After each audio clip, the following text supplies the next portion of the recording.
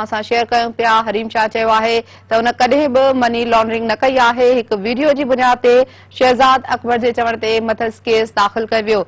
मौलाना फज़लुर रहमान जी video share करण ते संदसि कारकुन नाराज़ आहिनि। इहो चवण आहे हरीम शाह जो, जॾहिं त हरीम शाह खे सिंध हाई कोर्ट तरफ़ां तहफ़ुज़ फराहम करण जी हिदायत पिणु कई वई आहे।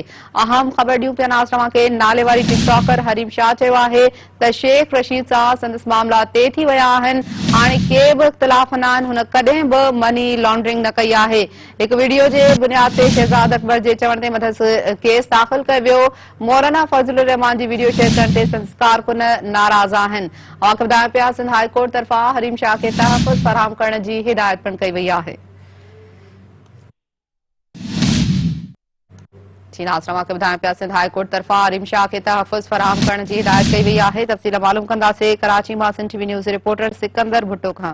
जी सिकंदर, छा तफ़सील आहिनि? हरीम शाह खे तहफ़ुज़ फराहम करण जी हिदायत कई वई आहे सिंध हाई कोर्ट पारां। हाँ जी अनिला, जेको त सिंध हाई कोर्ट में मशहूर टिकटॉक स्टार हरीम शाह जी दाख़िल दरख़्वास्त ते अदालत पारां हरीम शाह खे तहफ़ुज़ फराहम करण जो हुकुम जारी करे छॾियो आहे। अदालत चीफ सेक्रेटरी सिंध, घरू खाते वारे सेक्रेटरी, IG सिंध ऐं ॿियनि वास्तेदार इदारनि खे नोटिस जारी कंदे इहो चयो आहे त जेकॾहिं हरीम शाह खे सिक्योरिटी जी ज़रूरत आहे ऐं उनजी जान खे ख़तरो आहे त उनखे सिक्योरिटी फराहम कई वञे।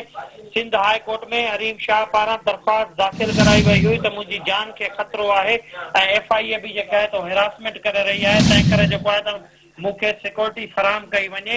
जंहिं ते सिंध हाई कोर्ट पारां हरीम शाह खे अहिड़ा हुकुम जारी कया विया आहिनि।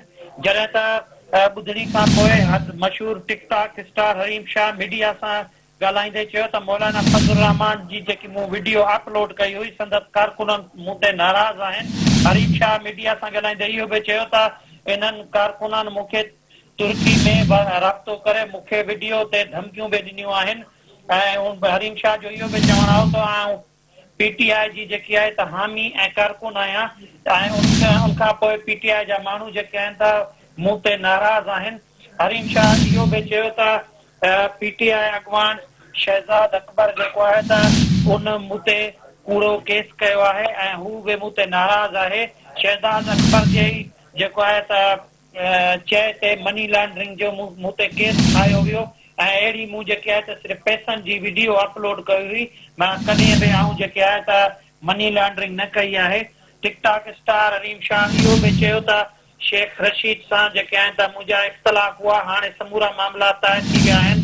हुन चयो त आऊं मुस्लिम लीग नून जी कॾहिं बि हिमायत न कई आहे। ऐं मुस्लिम लीग नून जी हमेशह जेको आहे त उहा मुखालफ़त कई आहे। जी अनिला, वॾी महिरबानी सिकंदर भुट्टो इन हवाले सां अपडेट करण लाइ।